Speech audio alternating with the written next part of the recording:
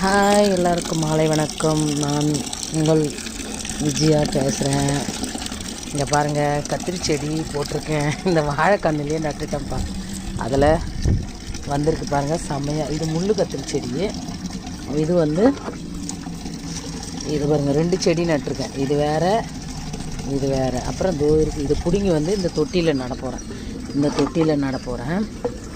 நல்லா எப்படி இருக்குது பாருங்கள், செடி தலைன்னு இருக்குது. வாழை மரமும் நல்லா இலை எங்களுக்கு தேவையான அளவு கிடைக்குதுப்பா. இது ரோஜா செடி. இது எல்லாமே இப்போ ஒரு மாதிரி இருக்குது. இது இட்லி கொத்து பூ இருக்குது இல்லையா, அது. இது கஸ்தூரி பூ பூத்துருக்கு. இங்கே பாருங்கள், கஸ்தூரி பூ பூத்துருக்கு. மருதாணி செடி கீழவும் இருக்குது, மருதாணி செடி. இது இந்த மல்லி, இது மல்லி செடி. இது காட்டு மல்லி.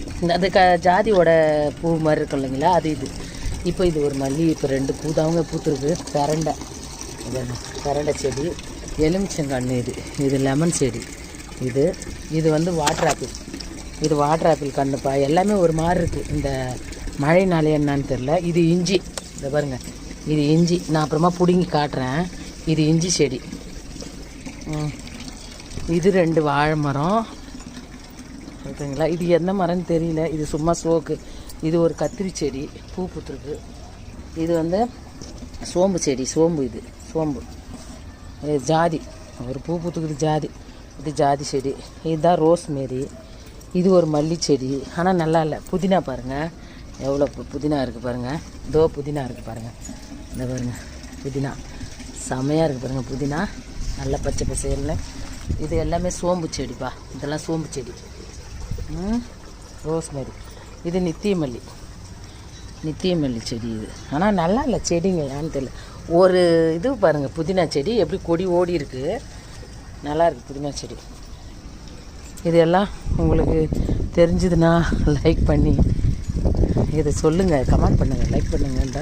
இதுலேயும் ஒரு பிரண்டை வச்சேன் பாருங்கப்பா. சூப்பராக இருக்குது, நல்லா இருக்குப்பா. மாடியில் தான் இருக்கேன். எங்கள் வீட்டு மாடி இதுதான். எங்கள் வீட்டு மாடி தோட்டம்னு சொல்லுவேன் இல்லையா, அது. இதுதான். இன்னும் தண்ணி ஊற்றணும் கொஞ்சம் செடிங்களுக்கு. இந்த கத்திரி செடி தான் அவ்வளோ அழகாக இருக்குது. அவ்வளோதான்ப்பா. ஆனால் எலுமிச்சம் செடி கூட ஒரு மாதிரி ஆயிடுச்சு. இந்த இடம் தான் நான் கொசன்னு வச்சுட்ருக்குறோம்.